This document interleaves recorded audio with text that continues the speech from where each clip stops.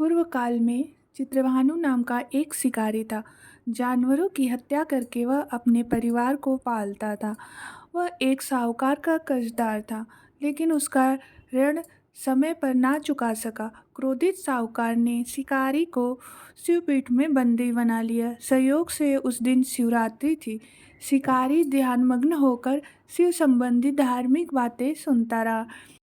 चतुर्दशी को उसने शिवरात्रि व्रत की कथा भी सुनी। शाम होते ही साहूकार ने उसे अपने पास बुलाया और ऋण चुकाने के विषय में बात की। शिकारी अगले दिन सारा ऋण लौटा देने का वचन देकर बंधन से छूट गया। अपनी दिनचर्या के भांति वह जंगल में शिकार के लिए निकला, लेकिन दिन भर बंदी गृह में रहने के भूख प्यास से व्याकुल था। शिकार खोजता हुआ वह दूर निकल गया। जब अंधकार हो गया तो उसने विचार किया कि रात जंगल में ही बितानी पड़ेगी। वह वन के तालाब के किनारे एक बेल पेड़ पर चढ़कर रात बीतने का इंतजार करने लगा। विल वृक्ष के नीचे शिवलिंग था, जो विलपत्रों से ढका हुआ था। शिकारी को उसका पता न चला। पड़ाव बनाते समय उसने जो टहनियाँ तोड़ी वे संयोग से शिवलिंग पर गिरती चली गई। इस प्रकार दिन भर भूखे प्यासे शिकारी का व्रत भी हो गया और शिवलिंग पर बेलपत्र भी चढ़ गया। एक पहर रात्रि बीत जाने पर एक गर्भिणी हिरणी तालाब पर पानी पीने पहुंची। शिकारी ने धनुष पर तीर चढ़ाकर ज्यों ही प्रत्यंचा खींची। हिरनी बोली, मैं गर्भिणी हूँ, शीघ्र ही प्रसव करूँगी। तुम एक साथ दो जीवों की हत्या करोगे, जो ठीक नहीं है। मैं बच्चे को जन्म देकर शीघ्र ही तुम्हारे समक्ष प्रस्तुत हो जाऊँगी, तब मान लेना। शिकारी ने प्रत्यंचा ढीली कर दी और हिरनी जंगली झाड़ियों में लुप्त हो गई। प्रत्यंचा चढ़ाने तथा ढीली करने के वक्त कुछ विलपत्र अनायास ही टूटकर शिवलिंग पर गिर गए। इस प्रकार उससे अनजाने में ही प्रथम पहर का पूजन भी संपन्न हो गया। कुछ ही देर बाद एक और हिरनी उधर से निकली। शिकारी की प्रसन्नता का ठिकाना न रहा। समीप आने पर उसने धनुष पर बाण चढ़ाया। तब उसे देख हिरनी ने विनम्रतापूर्वक निवेदन किया, हे शिकारी, मैं थोड़ी देर पहले ही ऋतु से निवृत्त हुई हूँ, कामातुर गृहिणी हूँ, अपने प्रिय की खोज में भटक रही हूँ। मैं अपने पति से मिलकर शीघ्र ही तुम्हारे पास आ जाऊंगी। शिकारी ने उसे भी जाने दिया। 2 बार शिकार को खोकर उस माथा ठनका। वह चिंता में पड़ गया। रात्रि का आखिरी पहर भी बीत रहा था। इस बार भी धनुष से लगकर कुछ बेलपत्र शिवलिंग पर जा गिरे तथा दूसरे पहर की पूजन भी संपन्न हो गई। तभी एक अन्य हिरनी अपने बच्चों के साथ उधर से निकली। शिकारी के लिए यह स्वर्णीय अवसर था।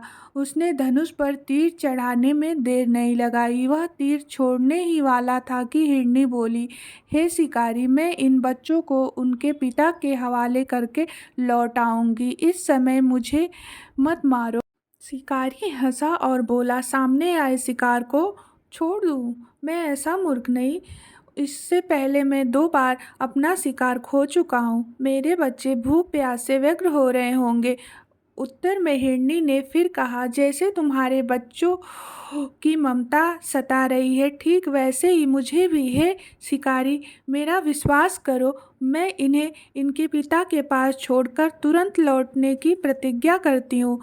हिरनी का दुख भरा स्वर सुनकर शिकारी को उस पर दया आ गई। उसने उस मृग को भी जाने दिया। शिकार के अभाव में तथा भूख प्यास से व्याकुल शिकारी अनजाने में ही बेल वृक्ष पर बैठा बेलपत्र तोड़ तोड़कर नीचे फेंकता जा रहा था। पौ फटने को हुआ तो एक हष्टपुष्ट मृग उसी रास्ते पर आया। शिकारी ने सोच लिया कि इसका शिकार वह अवश्य करेगा। शिकारी की तनी प्रत्यंचा देखकर मृग विनती स्वर में बोला, हे शिकारी, यदि तुमने मुझसे पूर्व आने वाली 3 मृगनियों तथा छोटे छोटे बच्चों को मार डाला है, तो मुझे भी मारने में विलम्ब ना करो, ताकि मुझे उनके वियोग में एक क्षण भी दुख ना सहना पड़े।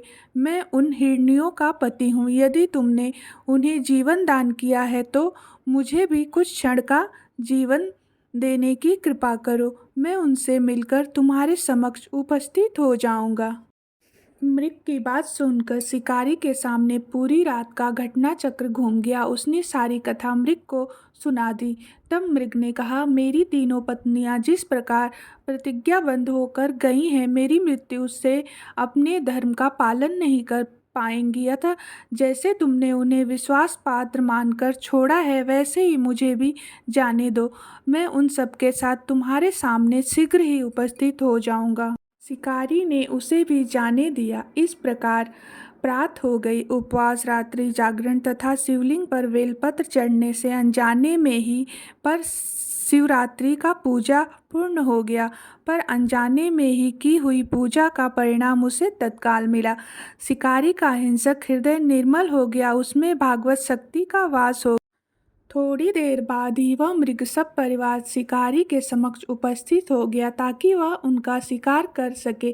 किंतु जंगली पशुओं की ऐसी सत्यता, सात्विकता एवं सामूहिक प्रेम भाव देखकर शिकारी को बड़ी ग्लानि हुई। उसने मृग परिवार को जीवन दान दे दिया।